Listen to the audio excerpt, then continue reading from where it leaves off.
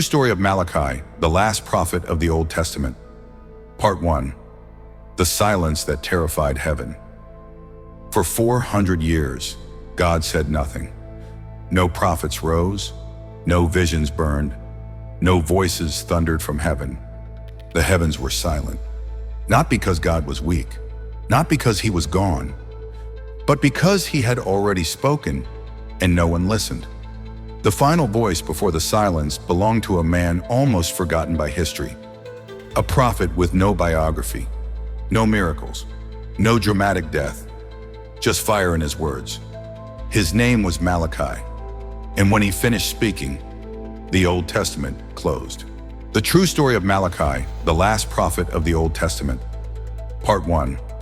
The silence that terrified heaven. For 400 years, God said nothing. No prophets rose, no visions burned, no voices thundered from heaven. The heavens were silent, not because God was weak, not because he was gone, but because he had already spoken and no one listened.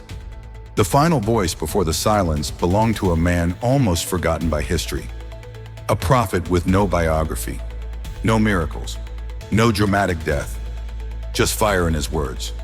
His name was Malachi, and when he finished speaking, the Old Testament closed. Part 2. Who was Malachi really? Malachi appears suddenly and disappears just as fast. Unlike Moses, no childhood story. Unlike Isaiah, no throne room vision. Unlike Jeremiah, no tears recorded. Just a name, or perhaps a title. Malachi means my messenger. Some scholars believe this wasn't his birth name at all, but a role assigned by God. Because when God speaks his final warning, the messenger does not matter. Only the message does. Malachi lived around 430 BC after Israel returned from Babylonian exile. The people thought the worst was over. They were wrong. Part 3. A restored temple with empty hearts. The temple stood again. Sacrifices resumed. Priests wore their robes. Songs were sung. Outwardly, Israel looked faithful. But God saw something else.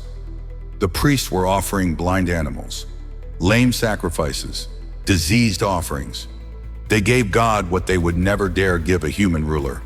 And God was furious. Try offering that to your governor, God said. Would he accept you? Worship had become routine.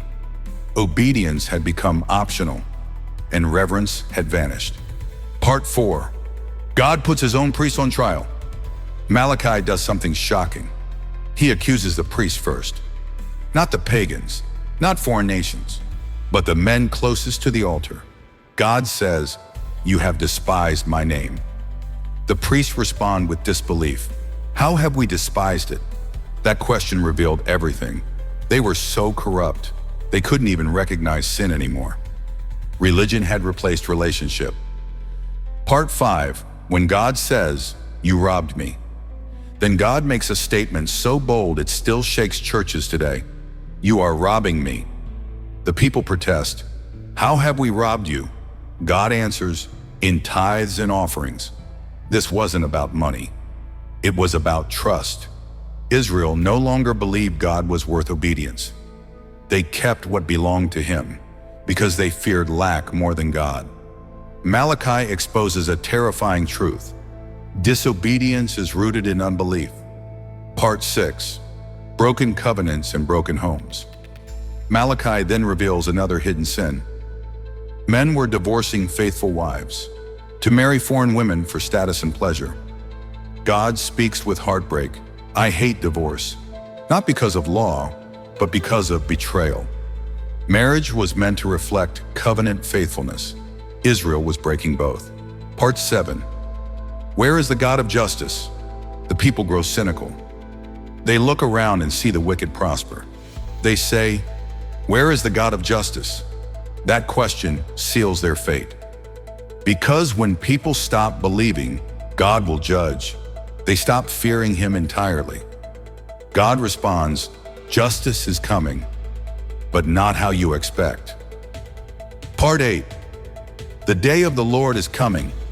Malachi introduces a terrifying phrase: the day of the Lord, a day of fire, a day of judgment, a day no sinner escapes. The proud will burn like stubble, the arrogant will fall. This is not symbolic. This is divine reckoning. But for the faithful, there is hope. Part 9. The promise hidden in the fire. Malachi suddenly shifts tone. He speaks of healing. The Son of Righteousness shall rise with healing in its wings. Judgment is not God's desire. Restoration is. Then Malachi delivers the prophecy that connects the Old and New Testaments. I will send Elijah before the great and dreadful day of the Lord. Israel waits. Centuries pass. Then one day, a man dressed like Elijah appears in the wilderness. His name is John the Baptist, and behind him comes Jesus Christ. Part 10. The final words before 400 years of silence. Malachi ends the Old Testament with a warning. Not comfort, not blessing, a warning. Lest I come and strike the land with a curse. Then, silence. 400 years, until heaven speaks again. Malachi was not the end. He was the bridge, the last warning before grace arrived in human form. Closing message, call to reflection. Malachi's message still speaks. God does not want empty worship, religious routine, half-hearted obedience. He wants hearts that fear him. Because when God goes silent, it is never without reason.